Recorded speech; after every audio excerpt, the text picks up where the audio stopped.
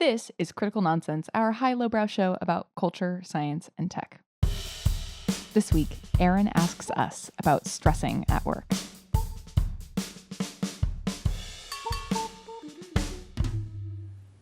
Woo! My mama don't like you, and she likes. This is what a Joey sounds like.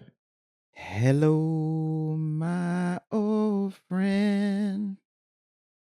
My name is Aaron, and this is what I sound like. That's it. And this is what an executive producer and believer, Jess Vander, sounds like. Hi, this is Jess. Are you not a I am believer? not a believer. I saw my sister-in-law Beyonce on Wednesday, and we Cowboy Carter together. Hey, so sis. It was good. It was great. How was the performance? I'm not going to spoil anything because I got a critique before the concert about spoiling concerts. I was like, what? Oh, okay. Whoa. So that's a whole other topic. But I thought it was very good. Beyonce does not do a bad show. Her quality standard is outrageous. Her voice sounded the best that I've ever heard. And this is my 5th show. And genuinely, like, her voice she just sounds incredible.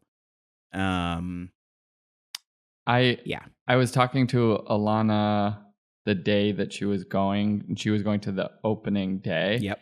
And that threw me into this because I didn't know a ton of what was going on, but there had been this conversation about like ticket sales, and I'd seen someone be like, I just spent this much money, like $1,000 for tickets, but now they're available for $450 or something like that. And I was like, oh, there's like a little bit of drums going on ahead of it. And she was like, I'm going to the opening show, and it was, end of my day, but like probably, let's say 4 hours before the show was going to go on. And I had this moment of like empathy of like putting myself in Beyonce's shoes as like the first show of like a massive tour that has like a little bit of like expectation sitting on it. And I was like, what is she doing right now? Is she having lunch? Is she taking a quick nap to prepare for what is going to happen in this show? And it was like, all of a sudden I was like, ooh, there's a lot riding on this situation. And I was just like feeling it in my bones. And it was a lot. So I'm glad for Beyonce that the show has lived up or exceeded expectations, because I was like just in this like weird, like as if Beyonce needs me to root for her, but I was like, all right, you got this, girl, in my head to myself, like you got this, like it's coming up, this is gonna be great, like best performance of your life, whatever. It was like a very weird moment for me. It's funny that you say the thing about the empathy, because like for Beyonce, because as soon as we got to the stadium, the first thing I asked my friend that I was with was like, do you think she's here right now? And he was like, yes, she's been here for sound check. What are you talking about? Like, yes. Yeah. And I think about that, like, I don't know. I don't do well with jitters. I don't typically get them. And when they do happen, it's big and I don't like it. And I just can't imagine. I'm just sitting out here watching this woman do, like, it is literally, it's such an athletic feat to watch her perform, because she's such a powerful and like precise dancer. And then constantly, like, she's singing live. And when you see somebody who's so physically fit that they can actually like support their voice while doing that, it's just like, what? And then you're literally in a stadium and you're watching her walk back and forth the distance of a football field just over and over and over again for 3 hours. And it's just like, we're the same age. I can't get from one end of a football Girl, field to what's another. your VO2 max? Like, legit. And that's why when I think about like her and Serena being so close, it always made sense to me, because they're both athletes. Like, there is just so much physicality, physical fitness. It's just outrageous. Anyway, great show. Go see it. Ignore the chatter is fair. and I have experienced the Ticketmaster crappery of it. But if you've not seen Beyonce, don't don't be like, oh, I'm just not gonna go see her. Like, no, you're fooling yourself. This pre-stage jitters may be a good transition, Aaron, to your question. Indubitably. A question. A question. Oh, yeah. Mamma mia. Oh, I love it. All right. So. And go. Well, okay. So before we recorded this episode, I had just gotten out of a chat thread conversation that left me besnargled. I was frustrated. I was just stressed. A full snargle? A full snargle, and like early in my career, I learned very explicitly that as a very expressive person and as someone who I've been told like has to be responsible for the energy that I bring into a room because I can like change the weather with my mood, even though I don't intend to, that like I also need to be really excellent at managing stress. Like it's really, really important because when you're stressed, other people get stressed. And that's bad. And so I'm doing this little zigzag because I got on the call with us and like, your deep programming always comes first. And Joey was like, how you doing? And I was like, you okay? And I was like, at first, I maybe even said it out loud. I think I said, I'm fine. I'm just processing for a minute. And then you did the Joey thing of just like, but what was it? But like, so it's my favorite Joey Go trait. on. It's like, oh, what are you actually thinking? Can you just do that? And, I expressed it and I was like, in so doing, really, in my mind, I was like holding back and being apologetic and like trying to be like, essentially hearing like, you're not supposed to be stressed at work. You can't show stress at work. Stress is bad. And it's not actually stress is bad, but also expressing stress is worse. So stop that. And like, again, my Sylvain training comes back in. Like my human growth has come back in 9 years of being with you people. And it's like, all right, let me just talk to my friends about this for a moment, who will also understand it more deeply.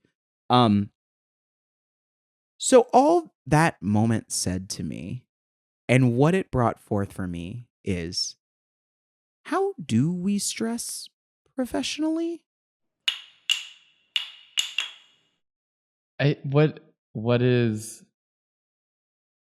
funny about this to me is there's this idea that gets thrown around a lot, right? Like emotional intelligence is like a key part of being like a successful professional and blah, blah, blah, blah, blah, right?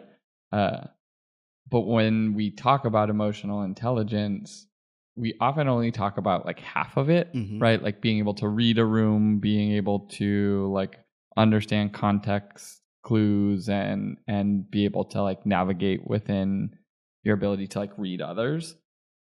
But the other side of that is about, of someone who is truly like emotionally intelligent is self-regulation. And I think when we talk about self-regulation, if it comes up into these conversations, like you said, it is often professionally self-regulation is repression. Right. It is like swallow it, don't show that, put on a face, like conceal, don't feel, put on a show. Yeah, exactly. As one might say. Yes. We need to let it go. I think it may be a sort of perspective of one, or like the benefit of spending like almost my entire professional career here is that I'm like, if you're feeling something, you should feel it, right? Like if sometimes like a review is a great example because it's review season. Like some review conversations are good and someone cries and I'm like, if you feel like you need to cry right now, you need to cry right now. Like, that's not my emotional response to this type of thing. But if that's your emotional response to this type of thing, then like, do it. Like trying to create the context, at least maybe in the confines of like, what is our group, what is our community, and like allowing for the sort of spectra of things. Like, it feels healthy to me, as opposed to being like, whatever. If you're like constantly weeping over like anything, like obviously there are limits to these things, but if you're feeling a strong thing and a way to like ventilate and manage it is to cry or like need to go for a walk or whatever your thing is, I'm just like, cool, like that you've managed it in a way, right? Yeah, I mean, it's interesting in the context of our thought bottling conversation a couple months ago of like, what are the ventilation and where it starts and stops being productive. I mean, like all jokes aside, I do think Frozen is a really strong, like this is the metaphor of all of Frozen, right? And I think and like the reason is because the over bottling, the over repressing is a perfect example of over indexing on the other half of like putting the others first. But then the opposite can also be true. I think your weather example is well timed, Aaron, about like you can change the weather with your mood. Like that's the whole premise of this film is like she's like, I'm good, like I'm just doing me. And it's like, actually you're not. What do you mean you're not? And it's like, because you are affecting other people though. And so you can't also think of your own self-regulation process in a vacuum. You obviously need to do whatever you need to do to take care of yourself. And it does affect other people. So it is ultimately, this is the question of like, how do you balance those two things? Because they must coexist.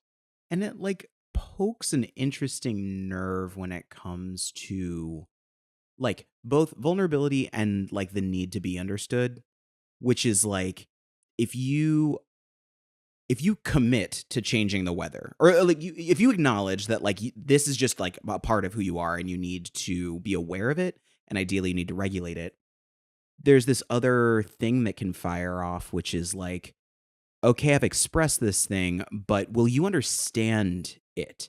I think tears are a really interesting one. It's like tears can be a stress response in so many ways.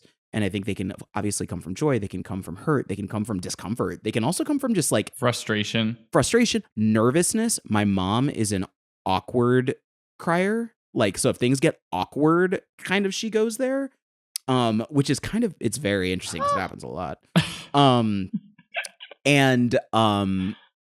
Like it, because there are societal expectations and sort of I guess what I'm trying to say is that I understand, and you sort of touched on this, Joey, like our society isn't kind to people who are honest, and our society isn't kind to people who are honest about themselves, generally speaking. And then workplaces, especially American workplaces, quadruple down on that. And like generally speaking, it is no, be the cog in the machine. Like that's at the end of the day, like I really just want you to do the thing. I don't care how you feel. And so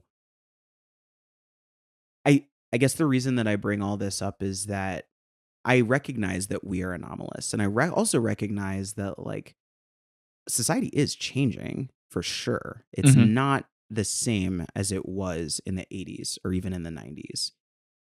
But I think a lot of this does hinge on people being respectful toward others for how they human and all the different ways in which they will human out of stress, and also not penalizing them for the presence of those signals, and perhaps being more so tuned into understanding what healthy regulation looks like and how that actually and teaching people the skills for like what that regulation gets them, as opposed to just like bottling, hold it up, put it aside, because that is going to make it easier for you. It's going to make it easier for everybody else, but it's going to really suck for you.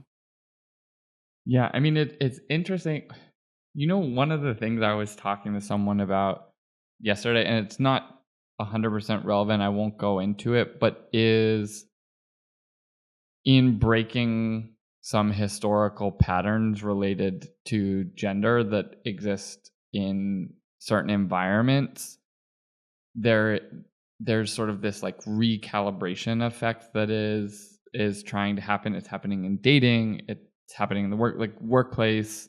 Certainly the professional workplace was extremely male dominated, right? Like going back 50 years, 40 years, 30 years, how, wherever you want to set the line, but because it was male dominated and because there were these sort of extreme gender norms about what masculinity needed to look like, right? The idea of crying at the workplace, which was a hyper masculine place, was then obviously like ipso facto like frowned upon, just because like you couldn't do that as a man, and a workplace is a man's place.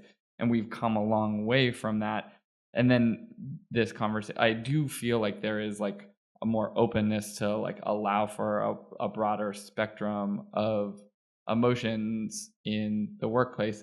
And it made me like just think about like should you also then have things like a fucking smash room or something like that, where you can just like let people ventilate things in that? Like, how do you create an environment that allows for that spectrum? Because like gender like unrelated, I know a bunch of women who are in like the I need to smash something type of mode as a way to deal with stress, versus there are other people who are like, I need to just have a good cry and I will like ventilate it that way, versus like laugh. Like it feels like the environment doesn't necessarily, or maybe like social norms. Like some people are yellers. Like you can't really yell in a professional workplace either, even if it's like understood that it's like not yelling at you. I need to yell right now. Like there's not a lot of room for like effective routes of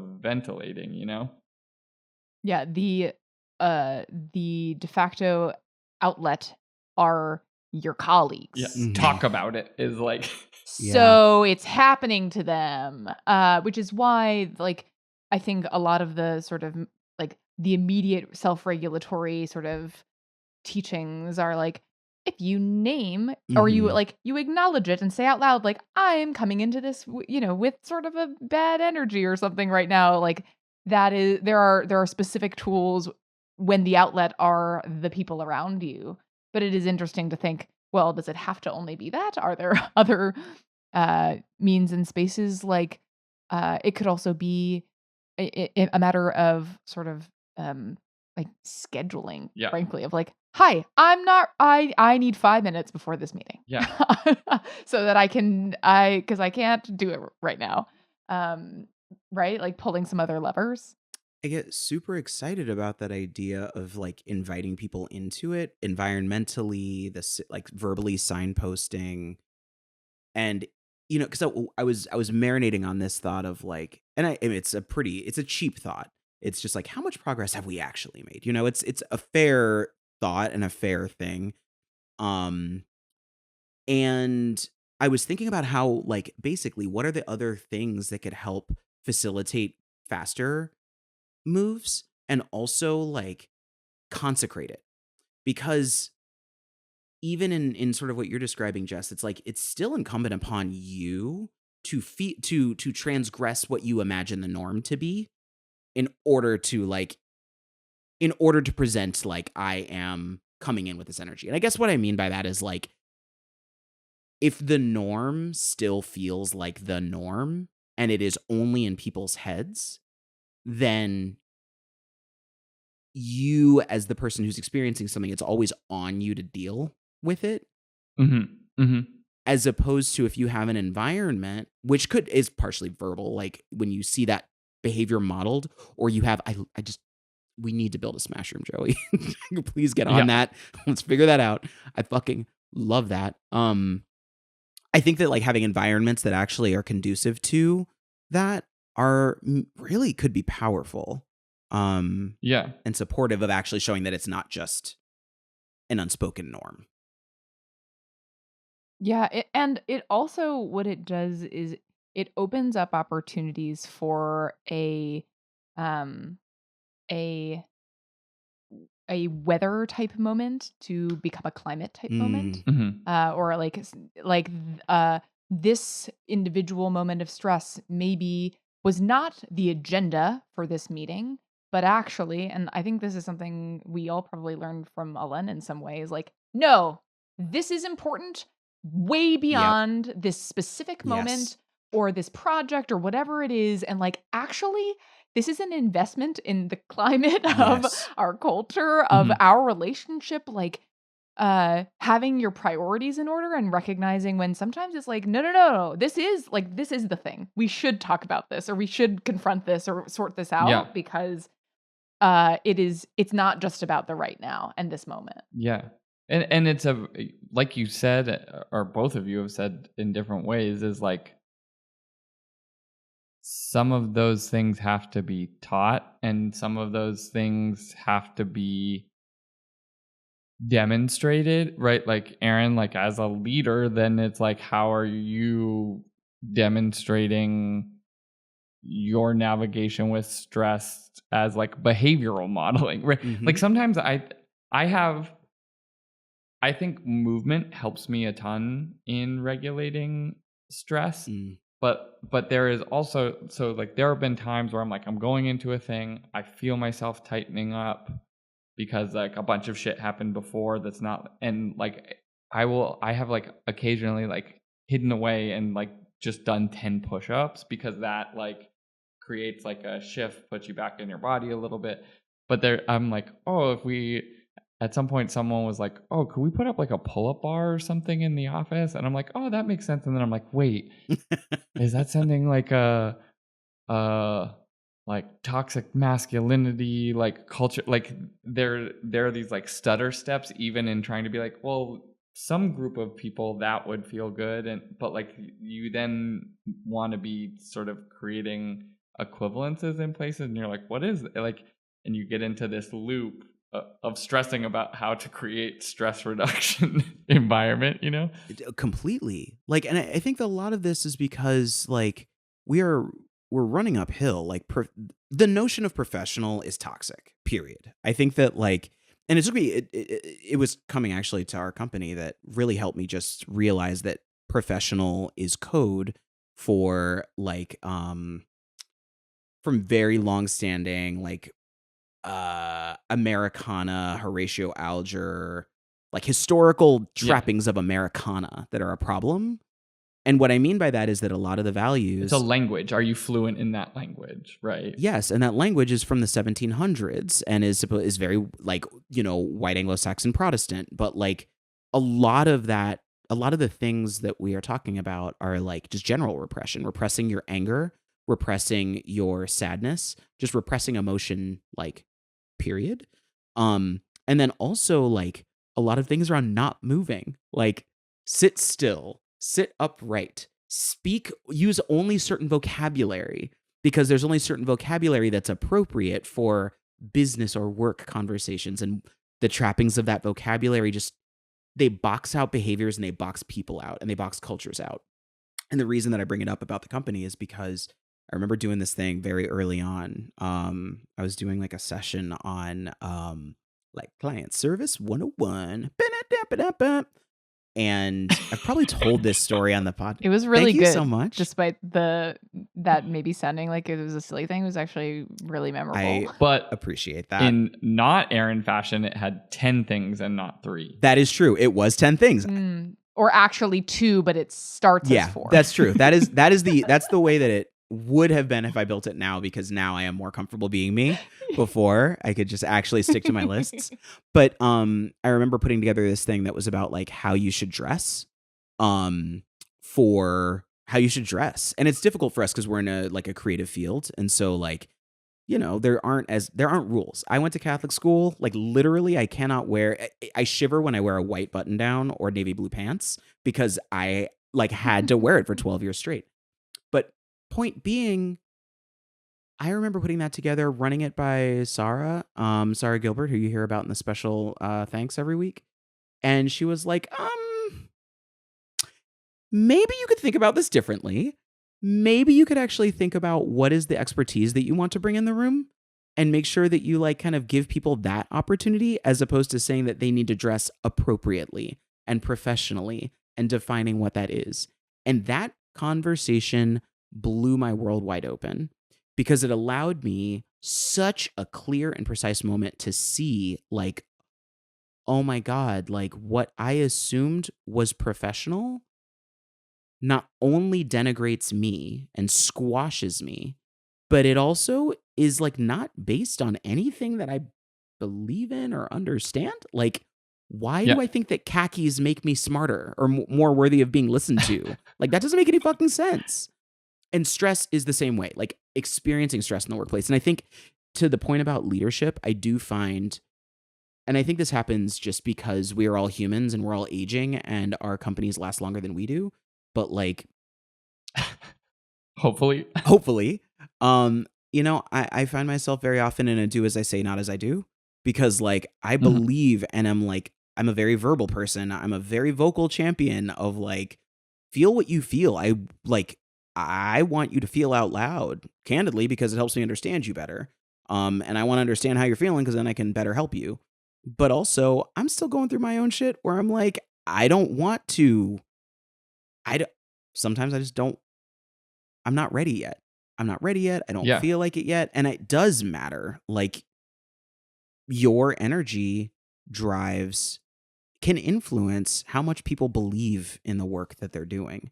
And so like when I think about that and how much work it takes to maintain that stance as one grows in their career, kind of feel it's important to hold on to it. It's important to nurture it because it doesn't get easier.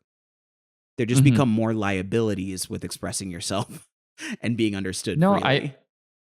I think there, like, to the point of leadership, there becomes more responsibility that you are learning the lessons in how to effectively regulate. And so there's this right? Because I think about this a lot, right? Like I'm trying to both be vulnerable because I just value that as like a human being, not as yes, maybe as a leader, but I think just as a human of being able to like be honest with the people around you of like where you're at. But I'm also cognizant of the fact that as a leader, you have more responsibility and you are responsible for that climate and the weather.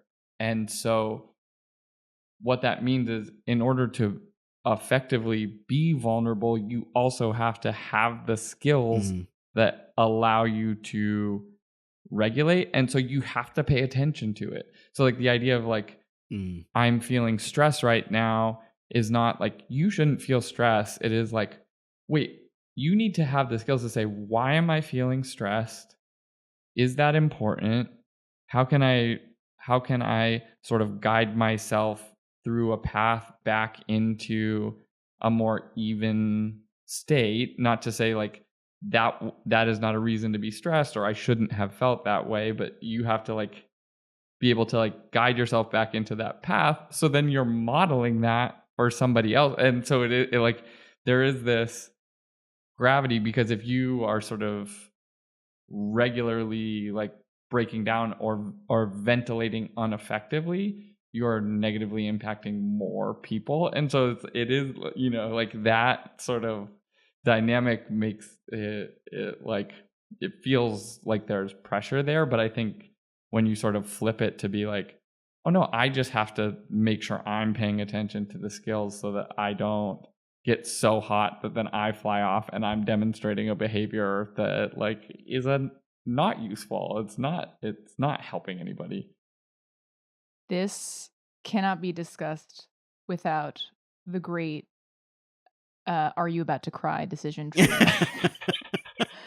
A long time ago, Joey had because I'm notoriously a big crier, and Joey was like, I don't know, maybe you should like think about like what maybe is triggering that and like like ask yourself like, why do I feel this, and guide yourself through a path. And I was like, sure can do, and made this like flow chart, like sort of thing that begins with, are you about to cry?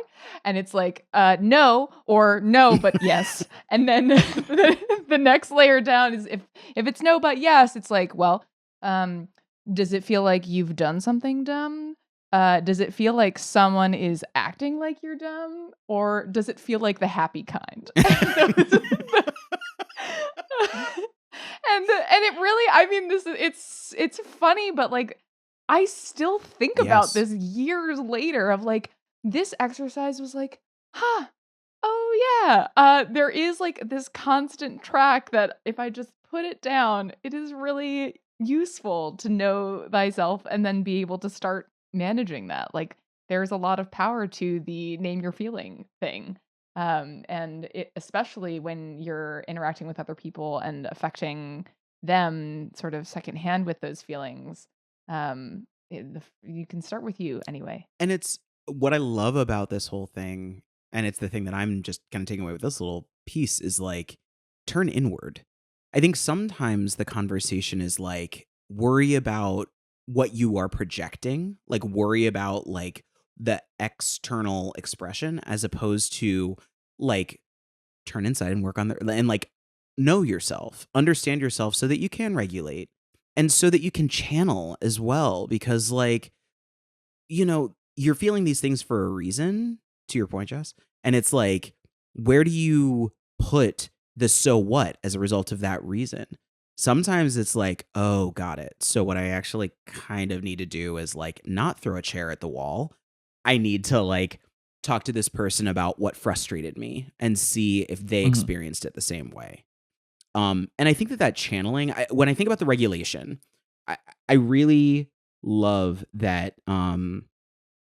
What I would love to see in general is just a broader spectrum of emotions expressed. Like, Mhm. I'm someone who learned that it was wrong to show anger. Like, it is dangerous to show anger, it's unproductive to show anger, and you must not do it. And Mhm.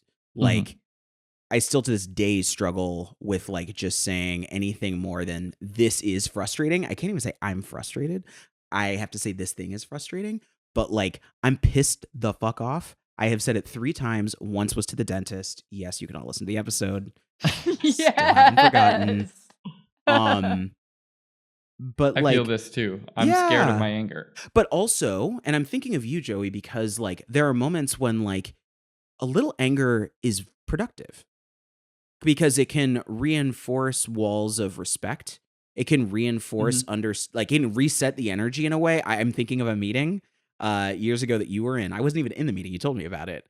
And a client was disrespecting the team, and you gracefully and directly reset expectations to say, let's not talk about these people this way.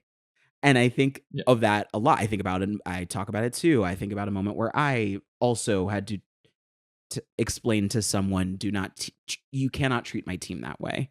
And if you Mhm. want this, we'll give it to you, but trust that we won't be here for you when you need something else. And that reset everything. I got a round of applause. I didn't know that.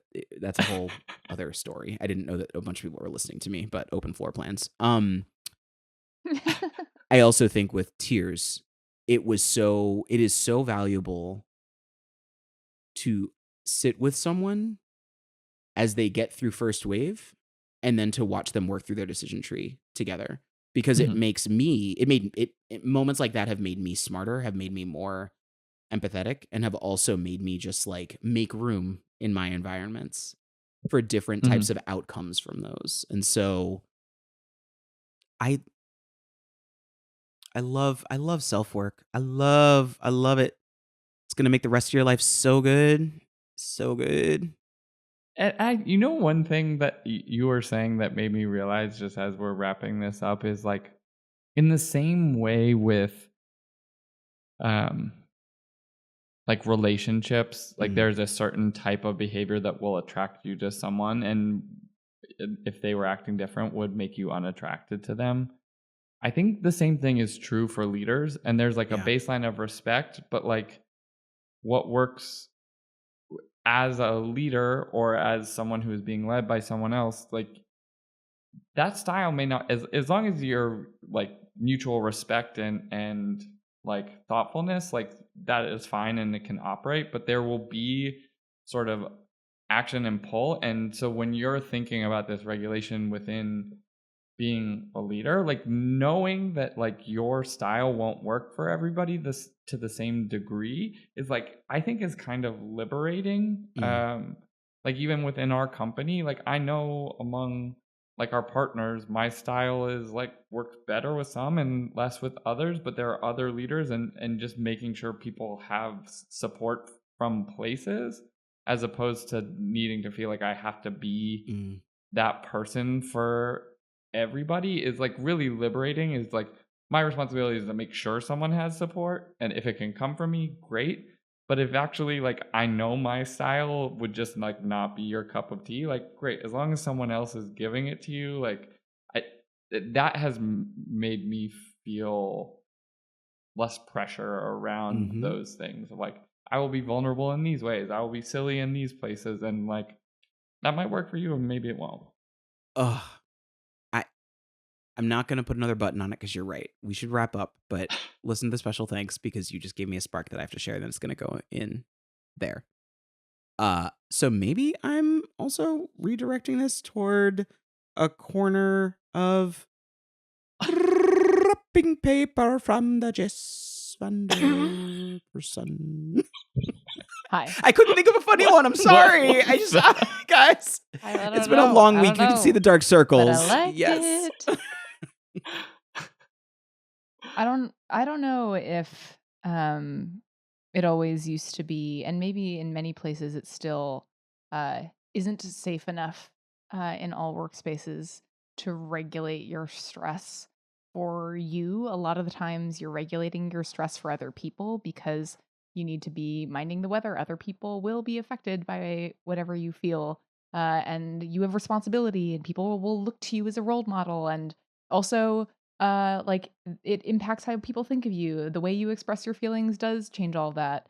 But at the same time, that responsibility to regulate for other people is a chance for you to set the tone for what amount of feeling is welcome to share, and the amount of vulnerability that is sort of invited in to the workplace.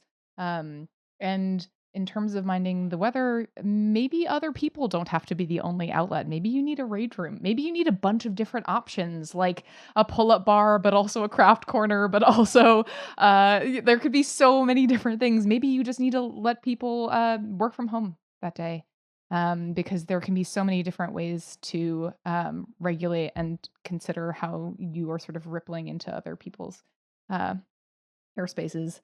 And also, like, the amount you have to be honest with yourself doesn't always have to be the same of how much you need to share with other people. It feels like it's a really important thing to be able to honor your feelings and find your own style. And it is probably a constant negotiation to figure out what is the right balance of that with which people in your workplace. But my hope is that we can start to think about a kinder balance between regulating our stress and our feelings for other people and ourselves. So it's not just about, what you're supposed to be doing or how you're supposed to be coming across. Yeah. Say it, don't spray it. I want the news, not the weather. Oh, Joey. Wow. Oh, gosh. It's just so heartfelt and so accurate. Really? And then just... It was together. Oh, girls 5 ever. No. Critical Nonsense is a Sylvain production. Brought to you by the Emotional Weather Vane. Did you know that you can use this turkey to go north, south, east, or sad? Go right now to your nearest Menards and get your Emotional Weather Vane today. Now in desktop size. As always, we'd like to thank our executive producer and complex mix of ennui and optimism, Jess Vander. You're welcome. We'd also like to thank sound engineer, and I really think my personal therapist, Alex Contel. We'd like to thank a programming coordinator and man on a mission, Les Jacobs. Whew. And we've got this amazing coalescence of, I think, just the emotions from Inside Out that also make our podcast possible, which includes Christy Jensen, Les Jacobs, which also includes... Oh, God damn, I mess this up every week. Sorry, Gilbert. Amy Waters. Thank you. Amanda Medina. Nora Mestrich. I'm really bad, guys. Please know that I actually love you and respect you. Thank you. And as always, thanks, Ellen. Sorry, Ellen. Special thanks to lists. To lists. Guys, it doesn't matter if it's 2 things, 4 things, 10 things, or any things. I'm not good with lists. I need things written. I have to handwrite them. Jess has written out this for me every week for 5 years, and I still can't bring myself to just read it. What's wrong with me? 7 years. 7? You're right. Nope, I undercut it. It's been 7 years. Shit, I'm sorry. God. Special thanks to Together, the fake musical band that gave us Say It, Don't Spray It, I Want the News, Not the Weather. And Liquid Dreams. Oh, no, that was O-Town. I'm sorry. You're right. Together was... Yes. I messed it up. I'm sorry. And also Girls Five Eva, another fictional band, great TV series, worth watching. Sarah Bareilles, come on now. Like, wow. The hardest part of breaking up is getting back your stuff. God, I love Together. That was a great show. Okay, other special thanks, y'all. Sister Wives on TLC. Let me tell you that I have gotten... This is the thing I made you think of? Yes, because, and this is the big thing. So I watched, what I did. Watch the first episode of the first season. It came out in 2015. It's about a polygamous family in Utah. That's all I gotta know. 4 wives, 1 husband. And they're now at season 19. So jump from the first episode of the first season to the first episode of season 18 and then start watching. It is bonkers. But when it comes to watching 5 adult people have to regulate their communication and emotion with each other, and also the complexities of the relationships between the wives and the husband, it is wild. Your brain can't not explode while you watch this show, because you're just sitting there constantly just what? And I really do think that most of the conversation they have this entire season is about not managing your stress in the workplace, but it is kind of because a lot of their home is about a disparate workplace. A lot of the roles of parenting their 18 children. Yeah, it's complicated and it is wild. So thank you. Special thanks to Sister Wives on TLC. Wow, yowza. Well, we did it. I remember watching a few episodes of that when it first started, because I was like, wait, what? There's a show about what? And then you're like, nope, this isn't for me. Nope, this is stressful. Yep. Yeah, no, it is. But if you want stress, go watch Max. Go on Max. It's there. Okay, thanks. Love you. Mean it. Love you. Mean it. Bye. Bye. Bye.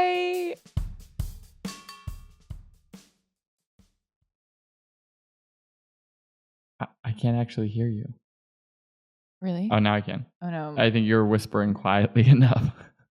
I was whispering so quietly, my ears didn't even hear. And... Sorry.